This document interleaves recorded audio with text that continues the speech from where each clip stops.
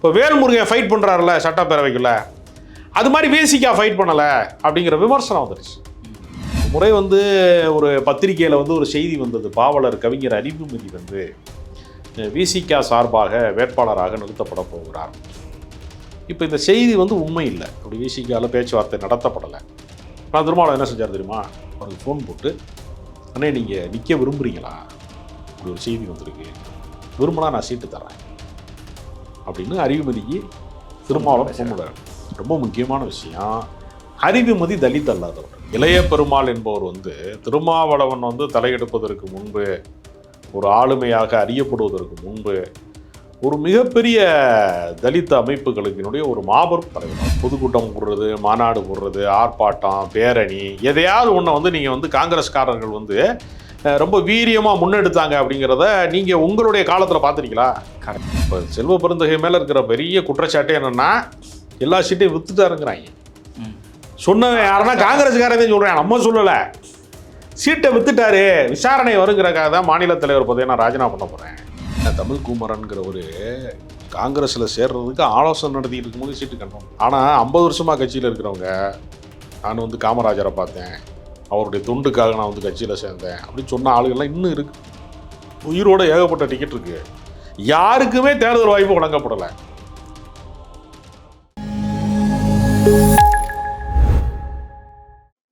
நமக்கு ஆரோக்கியம் தரும் விஷயம் எல்லாமே சுத்தமாக தான் இருக்கணும். லயன் அரேபியன் டேட்ஸ், இப்போ அது லயனா பிரீமியம் டேட்ஸ். ராஜஸ்தானிகளுக்கு வணக்கம். அரசியல் பல பரபரப்பான கட்டங்களை நோக்கி நகர்ந்து கொண்டு இருக்கிறது. அது குறித்து விவாதிக்க மூத்த பத்திரிகையாளர் திரு ராஜகம்பீரன் அவர்கள் நம்மளோட இணைந்திருக்கிறார். வணக்கம் சார். வணக்கம் சார். தமிழ்நாட்டில் பார்த்தீங்கன்னா ஒரு வளர்ந்து வர கட்சியாக இருந்தது விசிகா. அதோட வளர்ச்சின்றது எல்லாருமே பார்த்துட்டு இருந்தாங்க. குறிப்பாக பாஜகவுக்கு எதிராக பார்த்தீங்கன்னா விசிகா கம்யூனிஸ்ட்லாம் ரொம்பவே ஆர்வமான விஷயங்கள்லாம் பண்ணிட்டு இருந்தாங்க. ஆனால் இந்த தேர்தலில் விசிகா வஞ்சிக்கப்பட்டதாக ஒரு செய்தி தொடர்ச்சியாக வெளியாகிட்டே இருக்குது. குறிப்பாக திமுக சார்ந்த அந்த விமர்சனங்களும் வந்துகிட்டே இருக்குது. இதுக்கான காரணம் என்ன? அதாவது விசிகா வஞ்சிக்கப்பட்டது என்று நம்ம சொல்ல முடியாது. விசிகா வாங்கிய தொகுதிகளில் செலக்ட் பண்ணது. இப்போ உதாரணத்திற்கு அவர்களுக்கு ராயபுரம் தர்றதாக பேச்சுவார்த்தை இருந்திருக்கிறது. அது மாதிரி பல்லாவரம், அது மாதிரி சில தொகுதிகள்லாம் வாய்ப்பு இருந்திருக்கிறது. பல்லாவரத்தை அப்புறம் தேமுதிகவுக்கு கொடுத்துட்டாங்க. அப்போ அவங்க தேர்வு செய்யக்கூடிய தொகுதிகள் எங்கெல்லாம் அவர்களுக்கு வலிமை இருக்கிறது. இப்போ காட்டுமன்னார் கோயில்னால் கன்ஃபார்மாக அவங்க ஜெயிச்சிருவாங்க. கள்ளக்குறிச்சியில் அவங்களுக்கான ஒரு அடித்தளம் இருக்கிறது கட்சிக்கு. அப்படி ஒரு சில இடங்களில் அவர்களுக்கான வாக்கு வங்கி என்பது கணிசமாக இருக்கிறது. அப்படிங்கிறதும் கட்சி எந்த இடத்துல செயல்பாட்டில் இருக்குது, அது ரொம்ப முக்கியமானது. இப்போ நீங்கள் கம்யூனிஸ்ட் கட்சி மாதிரி விசிகா மாதிரி கட்சிகளுக்கு இருக்கக்கூடிய சிக்கல் என்னென்னா, தொழிலாளர்கள் அதிகமாக இருக்கக்கூடிய இடத்துல, தொழிற்சங்கம் ரொம்ப வலிமையாக இருக்கக்கூடிய இடங்கள்லாம் கம்யூனிஸ்ட் கட்சி வலிமையாக இருக்கும்.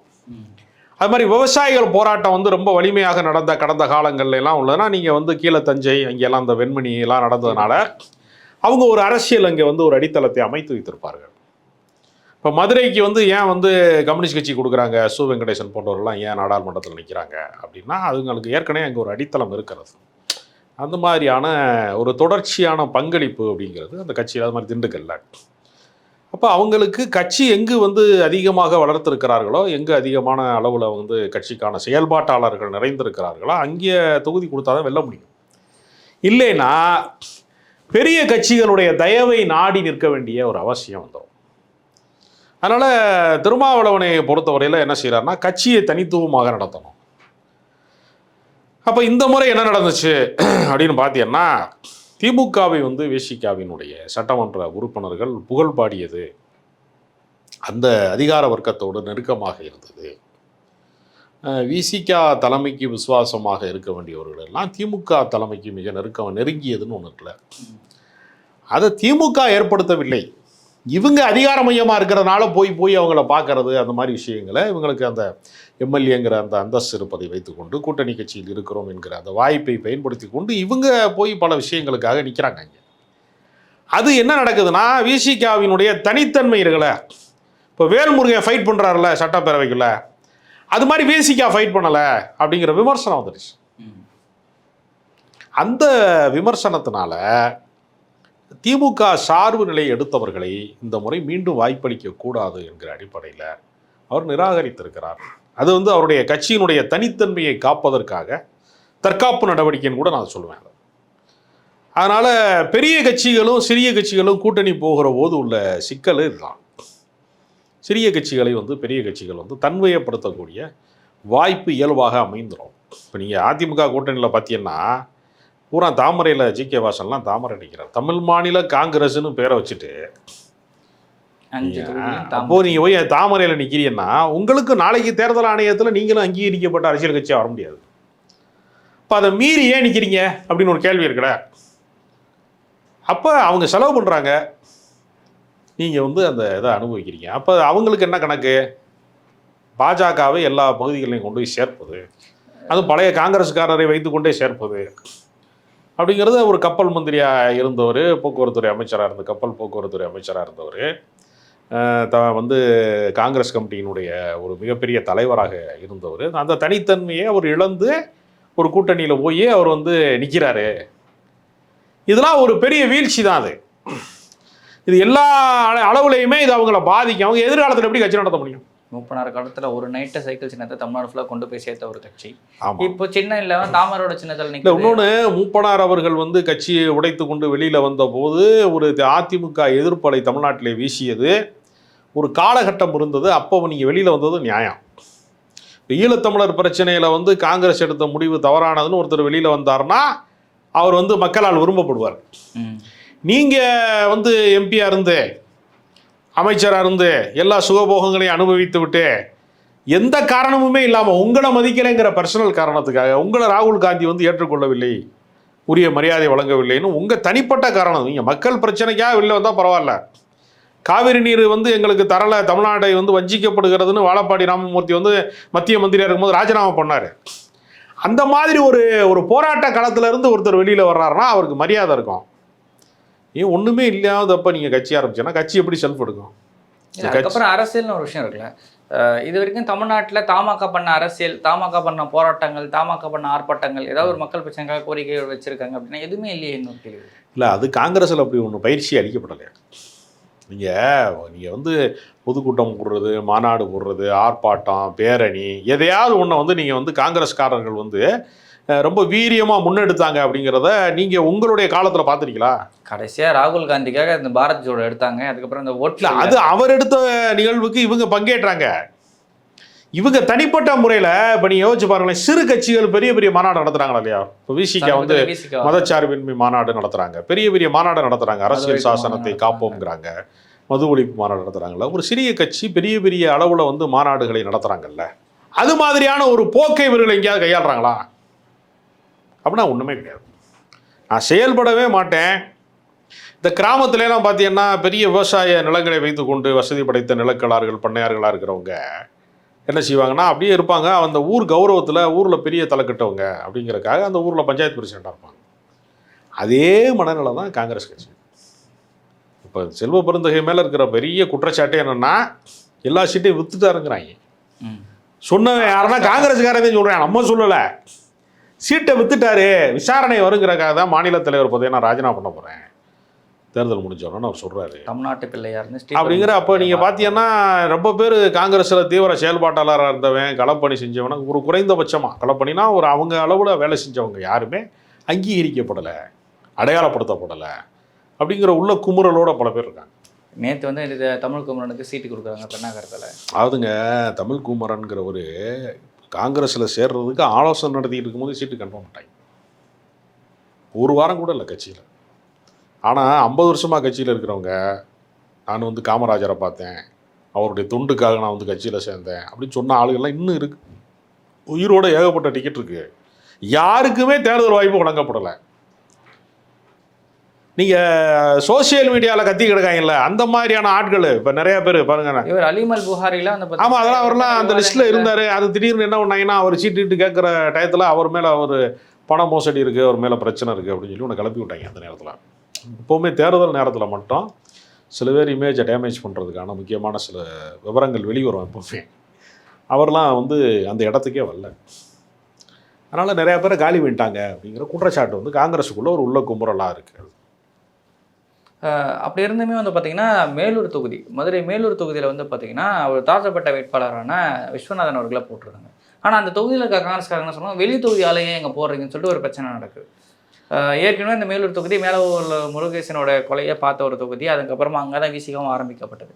இன்னுமே அந்த மக்கள் வந்து ஒரு பொது தொகுதியால் ஒரு தாழ்த்தப்பட்டவரை அங்கீகரிக்க ஏற்றுக்க அந்த மனம் வரலையா அப்படின்னு இல்லை, அதாவது ஏற்கனவே தலித் எழில் மலையெல்லாம் போய் அந்த மாதிரி நின்றுருக்காரு பொது தொகுதியில். அது ஏடிஎம்கே சார்பாக நின்று ஜெயிச்சிருக்காரு. அது வந்து கட்சி வலிமையாக இருக்கிற பட்சத்தில், அவர்கள் ஆளுமையாக இருக்கிற பட்சத்தில், ஜெயலலிதா என்கிற ஆளுமை இருக்கிற காலகட்டத்தில் சாத்தியப்பட்டுச்சு. அது எல்லா முறையும் சாத்தியப்படுமா, எல்லா முறையுமே அந்த வியூகம் வந்து எடுபடுமானா இது வந்து அந்த மாதிரி வியூகத்தில் வந்தது மாதிரி தெரியல. அது வந்து தனக்கு வேண்டப்பட்டவர்களுக்கு சீட்டு தர்றது அப்படிங்கிற ஏதோ ஒரு கணக்கில் அது வந்திருக்கு. ஆனால் தென் மாவட்டங்களை பொறுத்தவரையில் சாதி ரொம்ப புறையோடி போயிருக்கிறது. நீங்கள் அங்கே தான் சாதியானவ கொலைகள்லாம் வந்து ரொம்ப அதிகமாக இருக்குங்கிற பட்சத்தில் அது உள்ளுக்குள்ளே ஒரு பெரிய தாக்கத்தை உண்டாக்க தான் செய்யும். நம்ம என்ன தான் வெளியில் பூசி முழுகினாலும் தேர்தல் அரசியலில் சாதி வேலை செய்வது மாதிரி, பணம் வேலை செய்வது மாதிரி எந்த கொள்கையும் வேலை செய்யாது. ரொம்ப தீவிரமாக வேலை செய்யும். அதை நம்ம வந்து மறுக்கவே முடியாது. அது இந்த கட்சி அந்த கட்சிங்கிற வேறுபாடெல்லாம் அதில் கிடையாது. கட்சி கொள்கைங்கிறது தனி, கள செயல்பாடு என்பது தனி. தேர்தல் அரசியலுக்கும் கொள்கைக்குமான இட்டு நிரப்ப முடியாத இடைவெளி இருக்குது. இன்னுமே திமுக கூட்டணியில் இருக்க திருமாவர்களுடைய பேர்கள் வந்து பார்த்தீங்கன்னா ஊர் பகுதிகளில் எழுதுறதே கிடையாது. அந்த கொடி போட்ட வண்டிகளில் ஊர் பகுதிகளில் அனுமதி கிடையாது. அது சேரியோடு நின்று போகுது அப்படின்ற மாதிரி விஷயங்கள்லாம் வந்து சொல்லப்படுறது. கொடியை கட்டிட்டு போனால் ஓட்டு போட மாட்டாங்கன்னா கொடியை கட்ட மாட்டாங்க. கொடியை கட்டினா தான் ஓட்டு கிடைக்கும்னா கொடியை கட்டுவாங்க. இவ்வளோதான் வித்தியாசமே தவிர அது விசிகா மீதான வெறுப்பா, விசிகா மீதான ஆதரவா அப்படின்லாம் நம்ம சொல்ல முடியாது. இந்த பகுதிக்குள்ள கொடியை கட்டிடுங்க, ஓட்டு போட மாட்டாங்க அப்படின்னா உங்கள் கொடியை கட்டுறாங்க. அதனால் அங்கே சந்தர்ப்பவாதம் தான் வெல்லும். நீங்கள் வந்து சத்தியம் வெல்லுமா சந்தர்ப்பவாதம் வெல்லுமானா சந்தர்ப்பவாதம் தான் வெல்லும். தேர்தல் அரசியல் களத்தில் இது போன்ற அவல நிலை இருக்குது. அது வந்து நம்ம மறுக்கவே முடியாது. இதையும் தாண்டி ஒரு சில வேட்பாளர்கள் வந்து பார்த்திங்கன்னா ஜாதியும் தாண்டி பல இடங்களில் போய் சேர வேண்டிய ஒரு வேட்பாளர்கள் அவர்கள். குறிப்பாக திருமாவே வந்து பார்த்திங்கன்னா காட்டுமன்னார் கோயில் தொகுதியில் போட்டியிட்டு தான் இருந்துச்சு. அதுக்கப்புறமா அவர் போட்டியிடலை அப்படின்ற விஷயங்கள் வந்து அனௌன்ஸ் பண்ணியிருந்தார். புதுசாக ஒரு கேண்டிடேட் போடுறாங்க, நான் ஒரு காங்கிரஸ்காரராக இருக்கார். இப்போ விசிகால ஆள் இல்லையான்னு கேள்வி. இல்லை, அப்படி கிடையாது. இளைய பெருமாள் என்பவர் வந்து திருமாவளவன் வந்து தலையெடுப்பதற்கு முன்பு, ஒரு ஆளுமையாக அறியப்படுவதற்கு முன்பு, ஒரு மிகப்பெரிய தலித் அமைப்புகளுக்கினுடைய ஒரு மாபெரும் தலைவர். அவர் காங்கிரஸ் கட்சியில் தான் இருந்தாலும் அவர் வந்து ஒரு மிகப்பெரிய எழுச்சியை உருவாக்கினவர். அதனால் அந்த தலைவருக்கு மரியாதை செய்கிற விதமாக அவருடைய குடும்பத்தில் இருக்கக்கூடிய அவருடைய இளைய மகனுக்கு வந்து சீட்டு கொடுக்கறது அப்படிங்கிறது ஒரு ரொம்ப பெரிய இதை வந்து திருமாவளவன் முதல் முறையாக செய்தார்னு நம்ம சொல்ல முடியாது.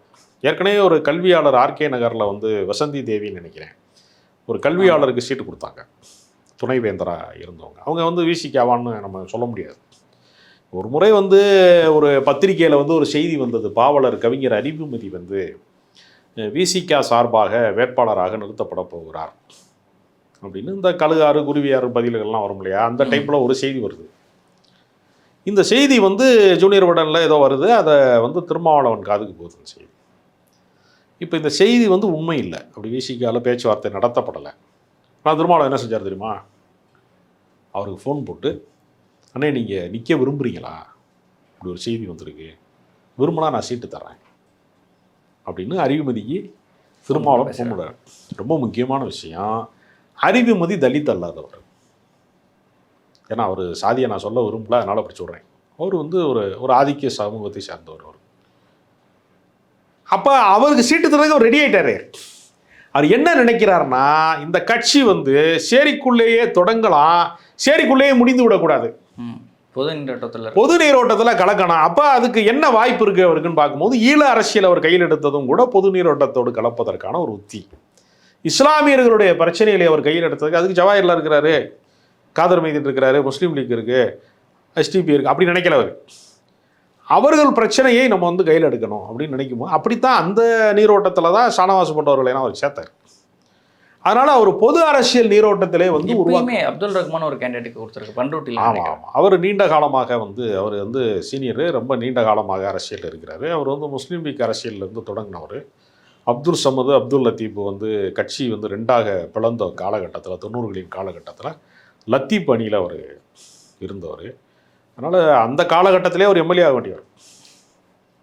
அப்புறம் அவர் வந்து சமுதாய இயக்கங்கள்ல இருந்து அவர் விசிகால இணைஞ்சு, எனக்கு தெரிந்த விசிகால வந்து ஒரு 20 ஆண்டுகளுக்கு மேலாக ஒரு தீவிரமான களப்பணிகள் செய்யக்கூடிய ரொம்ப பெரிய பண்பாளர். ஒரு முக்கியமான கேண்டிடேட் தான் அவர். அதாவது சோசியல் மீடியா பிரபலம், மேடை பேச்சு பிரபலம், வந்து இப்போ பணபலம், அதையெல்லாம் தாண்டி சில பேர் அவருடைய சர்வீஸால் அறியப்படுவாங்க, அவருடைய வேலை திட்டத்தால் அறியப்படும். அந்த மாதிரியான ஒரு தொண்டுள்ளம் கரோலின் அப்படின்றவங்க, அவங்கெல்லாம் மிக நீண்ட காலம், தலித் எழில்முலையுடைய மகள் அவங்க நீண்ட காலமாக விசிகால இருக்காங்க, துணை பொதுச் செயலாளராக இருக்கிறாங்க. அதனால் நமக்கு தெரியும் எல்லாருமே வன்னியரசுலாம் வந்து மிக நீண்ட செயல்பாட்டாளராக நீண்ட காலமாக செயல்பாட்டாளராக இருக்கிறார். எல்லாத்துக்குமே வந்து சீட்டு கொடுத்துருக்குறாரு. யாரையும் வந்து புறக்கணிக்கலை. எம்எல்ஏவாக இருந்தவங்களே எம்எல்ஏவாக கண்டினியூ பண்ணாமல் இருக்கிறது அந்த கட்சி வந்து அதிகாரத்தை பரவலாக்க வேண்டும்னு சொல்கிற கட்சி. அதனால் ஒரு தனிநபருக்கான கட்சியாக வந்து அது இருக்கக்கூடாது. அது வந்து கட்சி தலைவருக்கும் பொதுச் செயலாளருக்கும் மட்டும் விதிவிலக்கு இருக்கலாம், மற்றவர்களுக்கு அது வந்து இருக்க வேண்டிய அவசியம் இல்லை அப்படின்னு. பொதுச் செயலாளர்னு பார்த்தீங்கன்னா ஷானவாசும் பாலாஜியுமே பொதுச் செயலாளர் இல்லை, அவங்களாம் பொதுச் செயலாளர் கிடையாது, துணை பொதுச் செயலாளர். அதாவது கட்சியினுடைய முதன்மை பொறுப்பாளர்களாக இருக்கக்கூடிய அவர்களை தவிர்த்துட்டு மற்றவர்களுக்கு சுழற்சி முறையில் வாய்ப்பளிக்கணும்.